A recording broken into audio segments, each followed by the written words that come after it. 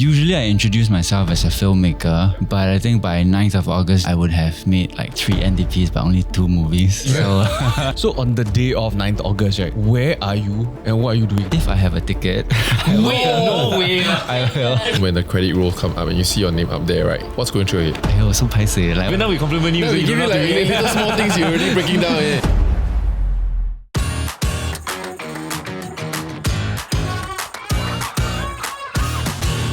So this year where we celebrate SG60 is the perfect time to give back to our community. If you have a project that brings people together, the Our Singapore Fund could help make it happen, as it supports citizen-led initiatives that help us belong, build and bond. That's right. Belong is where we organize activities that celebrate what makes us Singaporean and explore our shared values together. Build, use your skills and time to help others and strengthen our community. And bond, connect with new people, share experiences and build lasting friendships across all walks of life. So who can apply for the Our Singapore Fund, you may ask? If you're a Singapore citizen or PR aged 18 and above and living in Singapore, you're actually eligible. And you can apply as an individual, youth group, school or company. And how much support are we talking about? You can get up to 50% or 80% of eligible costs capped at $20,000. The amount depends on how well your project aligns with the fund objectives and the qualifying cost of the project. Yes, and everything is done online and it's pretty simple. So just remember 2 things. Apply at least 8 weeks before you want to start and check out the applicant checklist on the website first to learn more about the fund's eligibility criteria, funding requirements and if your project can be considered. So if you're ready to bring people together and make a difference to your community, this is your chance. Head to our SG Grants portal at oursggrants.gov.sg and apply today.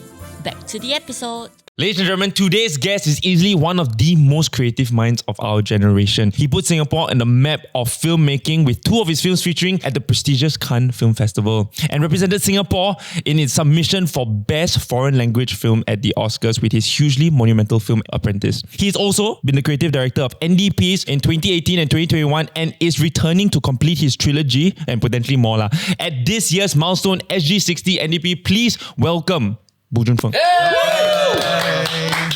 What a series of accolades. Well done, sir. Okay lah. You're so mild, yeah. So I think that there's so much that we want to ask, especially all the accolades and the acclaim in the world of filmmaking. But I think given that we are approaching August, NDP is in our minds. We have so much to ask about it. How did the role of creative director come about and what does it actually entail? I mean, usually I introduce myself as a filmmaker. Yeah. But I think by 9th of August this year, I would have made like 3 NDPs, but only 2 movies. So, so it's always an honor to be invited to do it. And I think for me, it actually started when I was working with Dick Lee as film and multimedia director for the NDPs that he did as creative director. Yeah. Is it a paid gig or no money one? Got some allowance, I would think.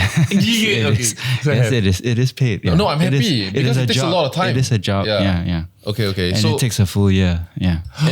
So next year's NDP fellas are planning ready. Yeah, I think someone must have been appointed already. Yeah. Wow. Actually, funnily, my first experience was when I was in film school, and then I volunteered as a cam op at a 2002 NDP. And I think that was the first year that there was a local CD, and that was Dick Lee. I mean, that back then Dick Lee was like such a big star, right? So I mean, for me, he still is lah. Yes, he still is. No, I can't worry, bro. Yeah. There's so much that goes into it lah, and multimedia and film has become such an important part of NDP. Maybe that's why a filmmaker is useful lah. At the start when you said you're appointed, right? Is it like you have to pitch, like you have to come up with kind of like a concept and pitch it and then they choose who to appoint or like what? For me, I received an email from the head of the organizing secretariat that year asking if I would be open to being a CD. Back then, I think most CDs up to then were theatre directors, you know. And then, of course, you know, it was my first time doing it. I had a lot of ideas, you know, like, I want to try this, I want to try that. Personally, I've never really enjoyed the second half of the NDP. But I mean, it's good. Like, we appreciate the effort and then that colour change. I thought it was quite cool. All the way until your NDP. I think it was 2018.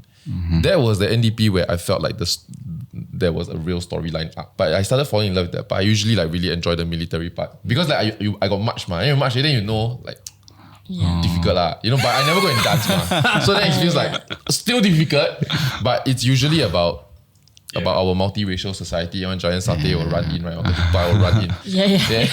I love that part. That's my favorite. Like the military part, like you like to spot the mistakes because it always happened the same way. Right. So always the mistakes you'll spot, right? But the creative part is from like, the Navy contingent, right? Yeah.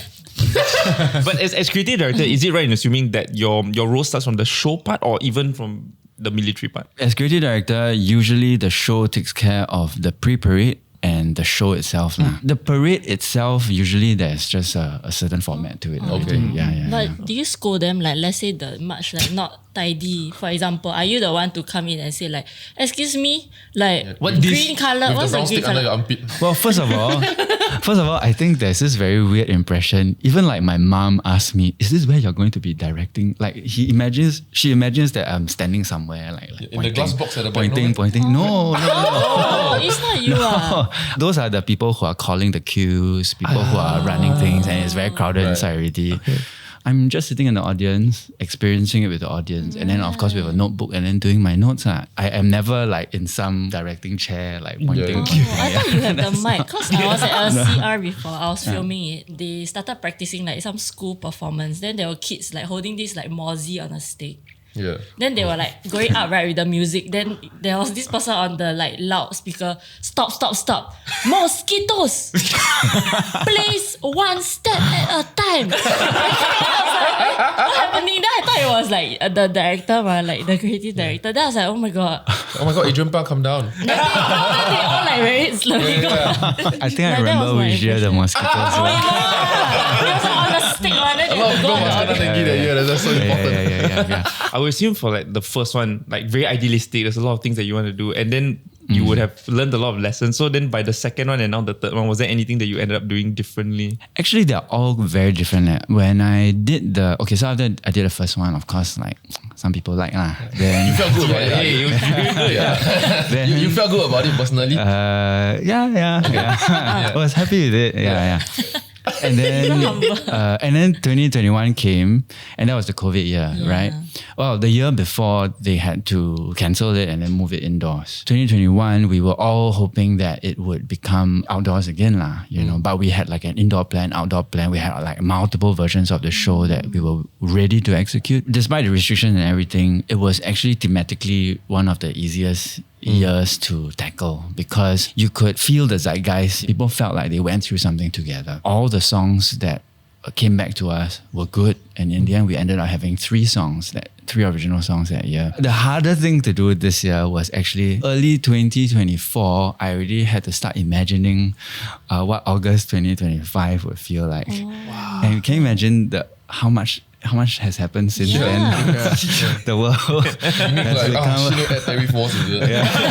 exactly, right? So much has unraveled. It's also impossible for you to do back-to-back NDPs, right? Because you have to Because of how long it takes. Some have done that before. But I remember I did it not as CD but as a film and multimedia director 2014 and then 2015. Wow. After 2014, I want to die already. It's like so tired. Yeah. And then 2015 is SG50 somewhere. Yeah. Then I remember like they had the first SG50 NDP meeting. It's like, welcome to NDP 2015. You know, everyone is like, I don't even know what it is. like cheerleading and all like hyped up to go for the next one. Then I remember me and Michael Chang, who was the writer with me in 2014. Wow, this energy is like, cannot. I think we need a holiday first, you know, because back to back is really strong. Like it's no joke lah. So for me, I try not to do that lah. I can't imagine doing that as CD lah. Why is it like? Is it we watch other countries' parade, or did you watch through parade from like the 90s onwards? Then do you start with a piece of paper and then you start just like drawing human shapes or you know like where it begins? Yeah, TikTok. Look for ideas. No, I actually started with talking to people. I mean, That makes sense. Completely not on my list. talking to people, reaching out to people. How do you feel about Singapore, changing the world? So then we personalize it, we make it human, we allow people to understand that actually change has always been happening. You're going to attempt to communicate that into... No lah, not so chim lah. But it's the back of your mind. Like, Imagine NDP trying to tell you all that, obviously cannot lah. Okay, I mean, depends on Boo Junfeng. you sold us with this vision. Some of it lah, some of So it in the lah. end, it's Some about of it Ketupat. lah. Yeah, Some of it lah. I love Ketupat. How much actually changes from the show? Like from the first few rehearsals, do you actually see something and go, okay, this doesn't work, and so it ends up changing? How it happens is April, May, there's what we call the CCRs, which are the component rehearsals. And that usually happens in the army camps and then all the different big groups. Like mid-June is when we have our first combined rehearsal, the CR. And that is when the stage is more or less done and then everything put together lah. And usually the first CR is just a hot mess, like missed cues and then people not showing up when they need to show up. And then after that, there's a lot of soul searching. It's like, okay, how do we deal with this? You know, usually if the concept is sound and of course those of us who know where it's supposed to arrive at, see all the ingredients are there. It's just about coordination. Then okay lah, then you feel like, okay, you can see it coming along. But of course there would be, committees. Okay. People who maybe don't see the full picture, but then they're just seeing it for what it is at that moment. Understand. Would then of course feel like, why like that, you know? So then we would then need to communicate that. Let me cook. Yeah, it'll take a while. Then we move along lah. Yeah, week after week, and then it gets improved lah. What is the hardest or most frustrating part of being the CD? It is, committees lah. It's usually the needing to convince people lah that certain things are worth trying. Because I mean, for the committee as well, they need to balance budget. They need to balance, okay, there's this creative here that wants to create something different, right? But it's like, if it screws up or if it can be taken the wrong way, it's like the entire national face value tanked. And I guess the fact that you came back for the third time means that Not that actually bad. Not that You can accept more pain lah. No, or is it that you get more leeway? Like they It's trust you gotten a more? bit easier. Right? That's true. It's gotten a little So you bit got easier. terms lah lah. now. I mean, I will come back, but yeah. So right now we are filming this on the 3rd of July, which means a bunch of rehearsals and any shows must have started by now. Yes, we just did the first NE show last weekend. Right. And how did you feel about this year's one? Not bad. Okay lah, this guy has a problem with praise lah. Well, I think things have come together quite nicely, keeping in mind that actually we have not just the Padang, we have the Bay, we have all these massive building projections. The first NE show was the first time we saw sort of almost every ingredient finally happening. And it was very nice lah. The feeling was like, okay, I think that works. Okay, I think that didn't work. And then we then finesse. At this from point, there you are still finessing. It's not just about tightening. Yeah. And that's what we also constantly need to remind people. That's what rehearsals are for. We're not doing a 5-show run. You know what I mean? Historically, it's just 9th of August. And the preview was supposed to be just this one more show so that more people can watch it. But now we have 2 previews and then all the NE shows. And there's almost an expectation that it needs to be right by the NE shows. Which, I mean, from the amount of rehearsals we have, it doesn't make sense lah. There will have to be mistakes to be made so that we learn, and then each rehearsal we improve lah. So on the day of, right, like 9th August, right, where are you and what are you doing? If I have a ticket, no way. are we watching it lah? Yeah. Like from So you won't be the show callers. You are pre-production ah. No, I mean by the time the time code runs, the first is triggered, press play, there's nothing I can do already. Yeah, I mean basically everything I can do is only after that I can give notes. But on 9th August, no more notes to give already. Yeah. So your stress ends at 9 August. my stress is still there on 9th of August. So you just like, okay. Nothing I can do doesn't mean I won't be stressed. I'll still be stressed, just that there's nothing I can do about it.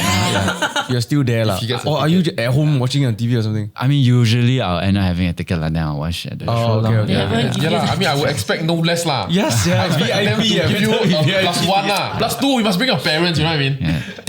Tickets are very hard to get lah. Tickets, Right. With that said, right, I would like maximum shout out to the sponsors and partners of NDP. Many people don't know that behind the NDP Parade Square, there's a whole village. And in my year that I rehearsed for, there's just like free Milo truck, free Old Chunky, free KFC. You just gotta deal with the queue because it's free. But it's really a very strong incentive, and like without all that, right, it's crazy. The KFCs of their time, or whoever is sponsoring this year. Which year were you involved in? I think 1990. In the parade lah. 2001. In the show or the parade? Parade. I was involved because when I was in the army, they got me to do like the safety team for the fireworks team. Oh! Yeah. So then I get to see the village lah, right? Right. Yeah, which is quite cool. Then like, it's Your just year got who? every day they just give you Pizza Hut and KFC. Wow. Then you sleep under the stage. Because you understand, as an NS man, right, especially NSF, right, you eating cookhouse food. I mean, shout outs to our cookhouse auntie uncle. You put your heart and soul into it, right? But it's like now it's KFC. Yeah, it's crazy. I also got to, I think for work with my previous company, I got to sit on the helicopter as it flew over with the flag. Yeah, that was crazy. Day itself. During the rehearsal. Wow. Yo. But it's wild because you've never seen Singapore from that perspective. Yeah. Wow. What job was that allowed you to be in? I just make YouTube content, lor. Influencer. I wanted to dive a little bit into this though, because I think what was interesting is that our producer and myself, we dived into some research and we realized that actually your filmography is well covered, but who you are as a person, not really online. And so I just wanted to spend a bit of time getting to know you, what's your story, how did you get into filmmaking, why? Well, I mean, I've always wanted to be a filmmaker since I was 15 years old. Back then, of course, I was very influenced by the films that I was seeing from Hollywood. In secondary school, my results were not very good lah. I think even in Sec 3, I was almost almost retained. I got this yellow slip. But you good boy lah. Rebellious? Not rebellious, but stubborn lah. I remember my O-level prelim results were so bad when I saw my score, and then the kind of college JCs that everyone else was able to go to, I was like, I have no future. There's nowhere I could go, you know. And that's when I went to talk to my parents, and I'm like, can I don't go to JC? Can I try something else? So then I found out that there was a film school in Singapore at Ngee Ann Poly called Film Sound and Video, at the Film and Media Studies, School of Film and Media Studies. And the day I received this brochure, I'm like, oh my God, I saw the film cameras, I saw everything. This is everything I wanted to do. And then my parents, the moment they said, okay, suddenly it was this, oh my God, there was this thing that opened up. And I realized, oh, my O-levels that are coming would be the last exam I ever need to take in my life. Then I actually went to study. Wow. And then I actually did quite well for my O's. Go JC now. My parents, when I got my results, my mom actually said, now you can go into a pretty good one, you know. And then a couple of short films that I made just before NS actually did quite well at film festivals. Yeah. So then I started to work on my indie short films, trying to find my voice, you know. And I travel a lot to festivals, learning internationally. What was funding all this? Well, back then the Singapore Film Commission was supporting travels to some of these festivals. Right. Actually, a lot of it was love and goodwill lah. A lot of it was friends, classmates, former classmates helping, who ended up later also working on my feature films lah. You know, so that tends to be the progress. It's a way to. So now they're all doing NDP lah. No. My second feature film was a 6-country co-production. So then I then had to work with actually talents from all around the world to fulfill some of that funding criteria, because I was also getting funding from governments elsewhere right, to make the film happen. So then there was also an opportunity for me to, in a way, work with more global talents to make the film happen. What does that look like trying to get finance for a film if it's not getting grants Like, is it going to people and saying, hey, you want to invest in this? Or people actually come to you and then you have to have that conversation about what to expect? It's often a balance because for me, I still want to make the films that I want to make. And I would like to have creative control for the films that I want to make. They tend to be within the art house realm at the moment. And therefore the returns for it is very high risk, you know. So it's something that we do tell investors that, you know, if you want to make money, don't invest in the film, you know. But if you care for something bigger, or you believe in what I do and you care for something that might outlive all of us, right? Then take a chance lah, you know. Wow. So There's a tough speech to make. There's a tough speech to make. because for me, it's very important to make something that we can be proud of, that is something that the world wants to see.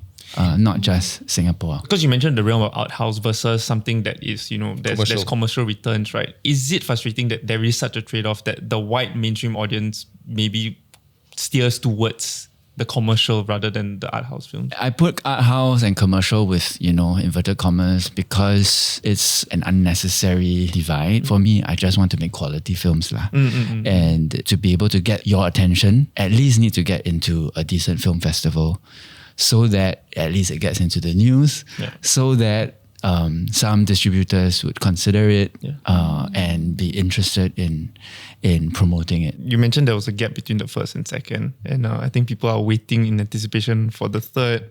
Is there a third, and when can we expect it? Well, if all things go well, it should be out next year. So soon. Okay. Not so soon. My last one was 10 years ago already. So you've been working on it already. It's a long journey lah. And I think that's something that a lot of people don't understand, in that the gestation period is just really long. And it doesn't help that we actually don't quite have the infrastructure here. How do you define success for yourself? Is it like box office tickets, sales? Is it like the film festival? is it awards? Or like what is that? For me, it's really just that people come and see the film and enough people are moved by it and that it has some impact on who they are or how they feel. There are a number of factors to why cinema feel like it is declining. One of it would be, of course, attention spans, you know, with social media, with TikTok. And the other, of course, will be the streaming platforms. It's a privilege actually for people to set aside an hour and a half, 2 hours to come and see something that you've created, right? But I still believe that there's something quite transformative about being able to see a good film in the space of a cinema lah. So the streamers, as great as they are trying to give you a frictionless experience whereby, you know, like before you can even press the button, the trailer starts playing already. And then before you know, they autoplay the show for you already. You know, they're trying to make it frictionless. Less intentional. Exactly. But then the friction that comes with buying a ticket, going to the cinema, waiting for the show to start, means that you're giving it your full attention, you know, and that gives you a much more fulfilling experience as you leave the cinema lah. Right. Of course, it has to be a good film, but if it is a good film, it can be mind-blowing lah. So for me, that is still something precious. I don't think I'm being too nostalgic or being too precious about it. I do think that it affects who we are. And how we view the world, and therefore it's a space that I will try and protect lah. Like right now I'm chairing the Singapore International Film Festival, so those are spaces that we try and carve out for anyone who still cares for seeing a good film on the big screen. What has been your proudest work so far? All my independent work lah. I mean, my short films, even they are all flawed in their ways, but at the moment in time when they were done, the moment the first audience sees it, the light comes down and then the credits come on, the titles come on, that heart-pounding moment. When the credit roll come up and you see your name up there, right? What's going through your head? Is it I hope they clap? Or what if they don't clap? Usually got applause lah. as in you at the festivals lah, because that is the practice ma. No, and they always will say like, 11 minutes standing ovation, 9 minutes standing ovation. No, so like at the experience with Apprentice at Cannes Film Festival, of course, that at that point in my life, that was the biggest platform. We did get the standing ovation and everything, and you don't know how to react because you're like, hey, so paiseh. Like, Even though we compliment you, you don't know. The small things you're really breaking down. but then you also realize, oh, okay, actually that is part of the marketing. Like at a certain minute, actually, you start waving to the circle. Oh, then the applause becomes longer. Yeah. People upstairs feel like, oh, you're acknowledging them. Oh, okay, then they clap some more. For some reason, it can't, right? They stick the camera at you for super long for some reason. Yeah. Alright guys, before we end the episode, it is time for painting of the episode. John, if you don't mind, today's painting is called Stay Gold by our favorite, I think he's appeared many times, Aaron Yo. Yeah. And actually quite fitting that we're featuring his artwork today because we just found out from Junfeng that actually he'll be involved in this year's NDP. Well, in this year's second act of the show, we have all these floats that are coming down Marina Bay. We have turned that artwork into a massive float at the Padang. Wow. So yeah, really, I want to say really that nice. Aaron painted this with his mouth. If you want to check it out for yourself, check out NDP, but also Shaping Hearts. It's an event that also features artists with disabilities that we are supporting. It's happening at Our Tampines Hub between 13 to 28 September from 10 a.m. to 9 p.m. on all of those days. More information and the links down below. Oh, I also want to say that I'll shout out to our community member Joycelyn. Yes. She's also a painter that also is contributing to NDP. If I'm not wrong, she's one of the artists that contributes to the artwork on the tote bag. Wow. Yeah. Okay. Yeah. Thank you so much, Boo Junfeng, for joining us today's episode. Thank you so much for watching, and we'll see you next one. Bye. Like, subscribe. No, like always got the terrorists, then they had the civilians need to act, Because always must show some ambulance or bus. Oh, I do want to say if you get to do it again, right? She really wants to just be like a terrorist bus driver again. It's a dream in life. Any extra keep in calefare mind. things. Keep in mind. Yeah, I mean left side would This keep whole in thing mind. is arranged so that we can share and No need to pay. In fact, we will pay. Yeah. I don't mind like being the I carry the You don't mind? You mean it's a huge honor? Yeah, you mean oh, like you part hope of one the day you'll be performance, asked. like I need to hold the orchid or something, Yeah. No, like, that's too much pressure. Can. No, like- that's always available if you want to be a part of that.